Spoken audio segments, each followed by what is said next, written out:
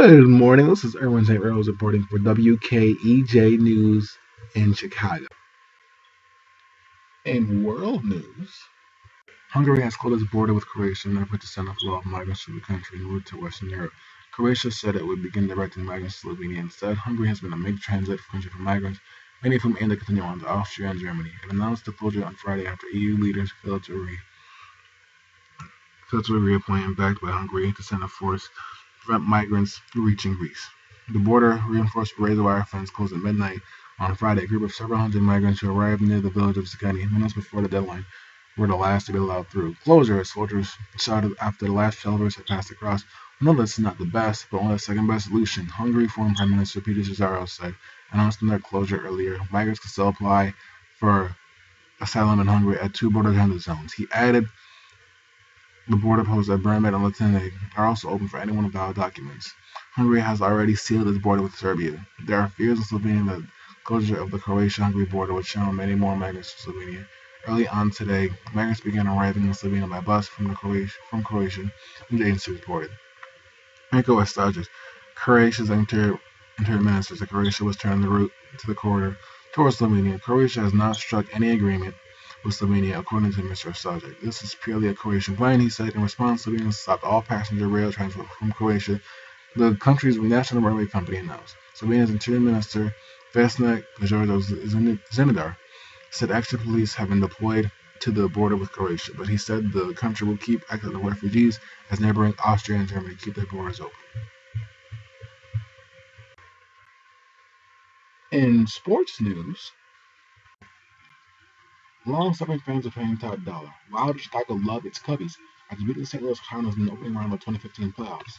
The Cubs are one playoff series one away from playing in the World Series, something that hasn't happened since 1945. Maybe said the Cubs haven't won the World Series since 1908.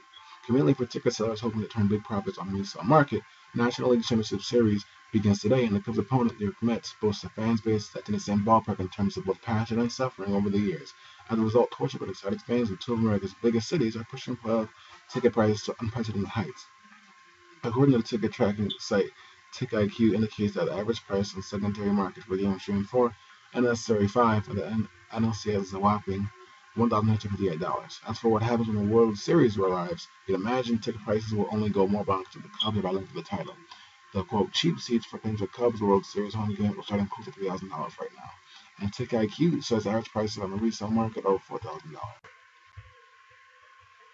In national news, President Obama over the weekend renewed his push for criminal justice reform and again made the case that it's wrong to imprison Americans for nonviolent drug offenses.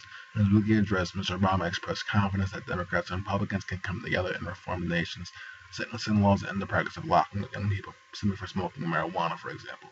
He again cited the fact that the U.S., with 2.7 million people behind bars, houses 25% of the world's prison population. From the halls of Congress to the classrooms in our schools, we pledge allegiance to the one nation under God with liberty and justice for all.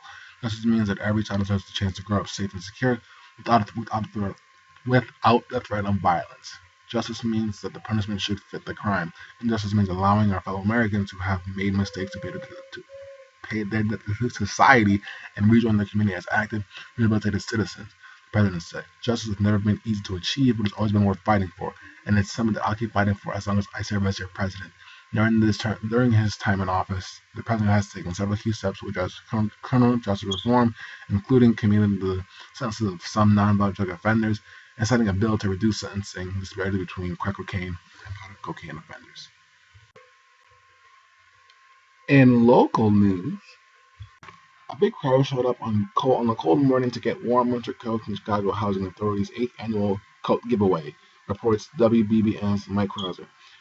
Mayor Rahm Emanuel was on hand for the CHA's annual coat giveaway, where thousands lined up in the morning chill at the UIC Forum. Operation Warm will provide a winter coat to a child for the 2 millionth time, said Operation Warm Executive Director Rich Lally.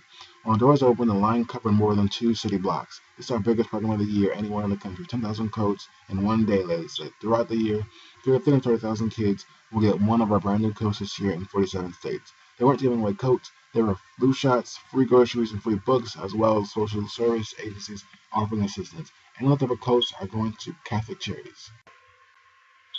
In the business world, After years of studies and collective hand-wringing, a coalition of local government units and Amtrak today is announcing the first real steps to finally rebuild the crowded and outmoded Union Station.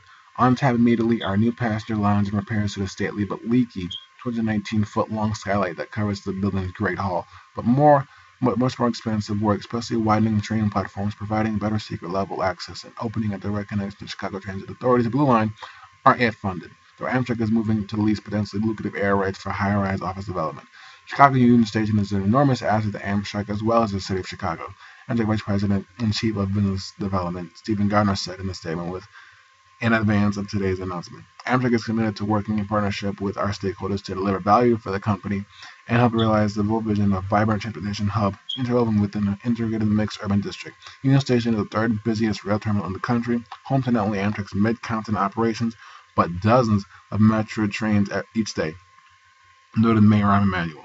Modernizing Union Station is a positive development for residents, travelers, and businesses across the city. This has been Erwin St. Rose reporting for the UKEJ News in Chicago. Have a great day. Until next time, Chicago.